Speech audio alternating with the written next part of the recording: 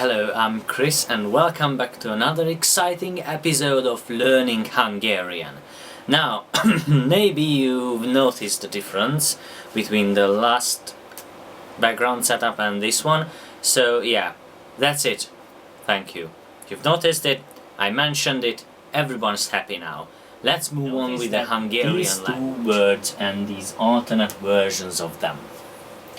The reason these exist because of the Hungarian language's unique abilities stuff. So the unique ability of the Hungarian language, which is attachments. Attachments are very useful and these are the essence of our language. Now, we have so many attachments, I cannot even count them. However, we only learn these today. So, two words, megy and var. Megy means to go, var means to sew clothing and stuff. So, knocking. Who's there? Thank you. Anyway, so I wrote personal pronouns here. I, you, he, she, it, we, you, they. This is the last time I tell you the meanings. So, én, te, ők, mi, ti, ők. Which is very fine. Now, if you put together megy and én,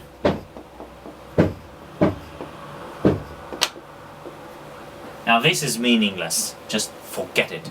Because although we understand this, it sounds really, really silly. Now, to make a real sentence, we have to use attachments, like this. If I pronounce this megyek, and it means I go, then we have a sentence, don't we? Because of this attachment, which actually means or adds the meaning of I to the word megy, we can make a sentence. The same is with var.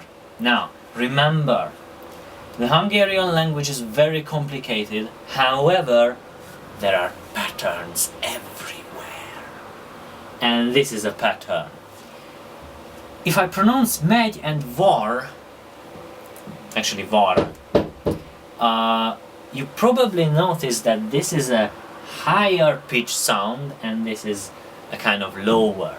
Now, the trick is that if we draw two circles for two groups, one of them is the high-pitched sounds and one of them is the low, we have this little intersection, we'll talk about it later, but now we can put megy here and var here.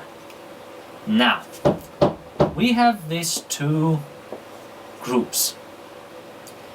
And let's return here. We have this group and this group.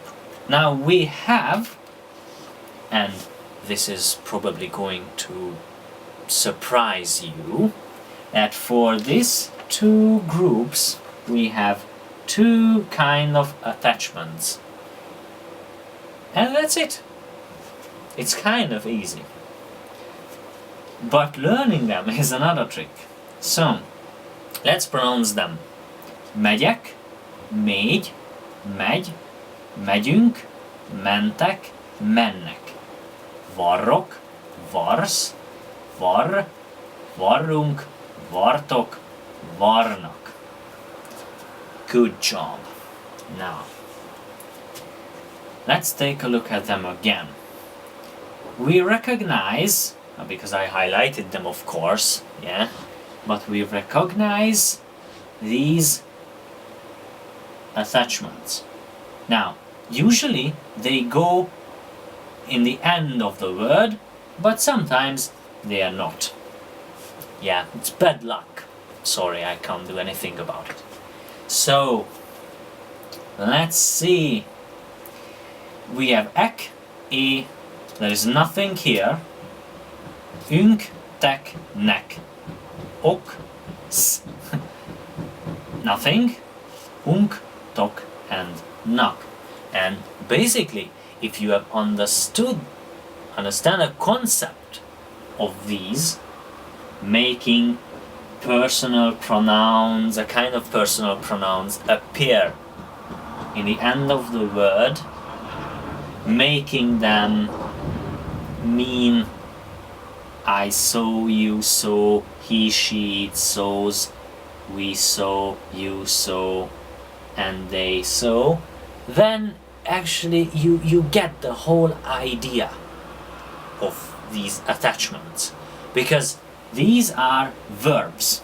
Now we have nouns and adjectives and other stuff, and actually we have attachments for them as well, but more on that on later. Well, I hope you understood the concept, because this is the base of the Hungarian language. This is ground zero, if you like.